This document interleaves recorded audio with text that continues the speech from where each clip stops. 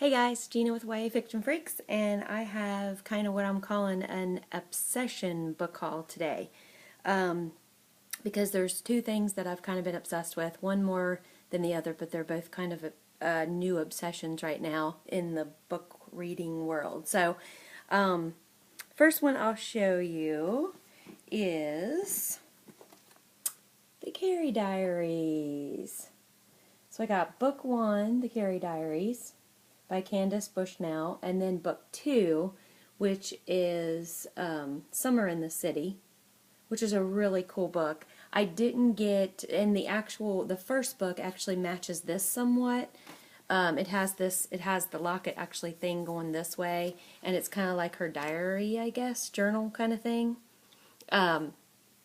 So it's really pretty, and that's like shiny, as you can see. It's a really cool book. And it looks really cool on the bookshelf. But the reason I got this one for the CW TV show is because I love that girl that plays her part. I think she makes such a good Carrie, and I love the fashion in the show in the 80s. Of course, that's my era when I was a teenager, and I really love it. I'm not so big on the people who they cast as her friends. I'm not really sure about them yet, but I really do like her in the show. So I really like. I used to always say that I didn't like movie covers and TV show covers, but I'm really kind of changing my mind about them sometimes. So I got this one and this one. So that's the Carrie Diaries. That's kind of my new obsession. So I really like the show, so I want to read them. And that's how they look on the shelf. So it's really cool. It's like a hot pink and a baby candy pink, which is my favorite colors anyway. And then my real true obsession, serious obsession, is The Game of Thrones by George R.R. Martin. I know you guys have heard of it. I'm about, not even halfway yet, but about a fourth into the book, almost halfway. And again, I actually got the show cover, the TV show cover, because I love Sean Bean. I think he does great. I think that's his name. And I love him in the show, and I've gotten obsessed with the show, and I thought, well, I really need to read the book. And actually, I'm listening to the audio, which is really, really good. The guy that does the audio is amazing with character voices and things like that. So I'm actually doing both, and I'm kind of following along in the book. This is a perfect book. I saw somebody on YouTube. Most of the Game of Thrones are in that mass market paperback that you can find, and I just really didn't like that. And I didn't really even like the actual original covers of the book. And then I saw someone on YouTube had this one, and I love it. It's wide. It's actually about the size. Let's see, what can I compare it to? It's probably about this. It's really close, actually, probably to Twilight. The size of it, like as far as like width and stuff. And it's just the perfect book, and it just falls open. If you guys have ever had those like test booklets or anything that they give you in school, and they're not really, I mean, this smells so good, and it just falls open, and it's real kind of, I don't know, I can't describe it. It's not magazine, it's not like newspaper, but it's just, I don't know, it's weird. It's like a test booklet that you would get in school, or like a pamphlet kind of thing that they give you, and it just falls open. So I just love the size of this. So, and I'm just loving the story. I'm actually hope to get through that, I would think, in another week or so. And then I went ahead and purchased book two, which is actually the show cover too, because I liked it better, and it's the same size. So I'm getting all the show covers just because they're about the size of Twilight. If you, just to compare it, most people have the book of Twilight, so you can, that's about the size of this. And you could see, I mean, it's a pretty big, wide book.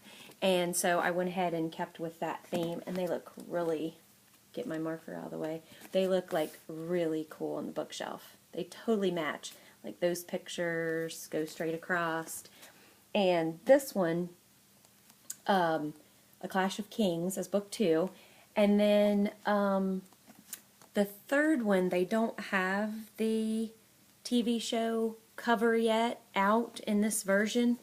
And it's the same way, it just flops open.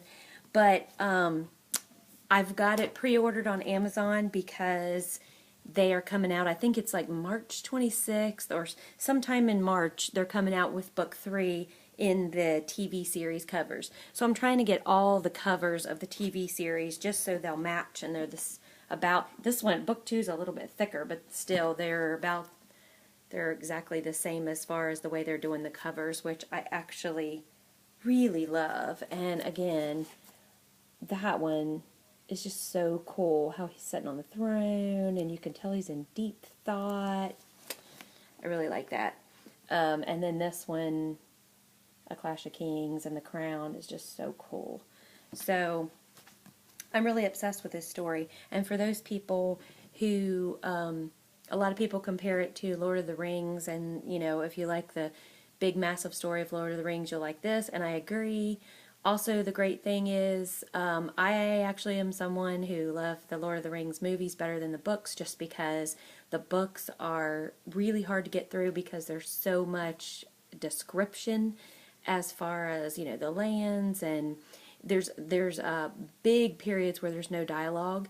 And in this book, it's really cool because it is massively, a lot of it is dialogue, and it is really, really character driven, and it doesn't get, you still get the description somewhat of the lands and stuff like that, but it's more really about the characters and their dialogue, which is really, really cool. So, and it's not so much a fast-paced book, it's just that there's so much going on and the characters are intertwined, and it's just really, really interesting.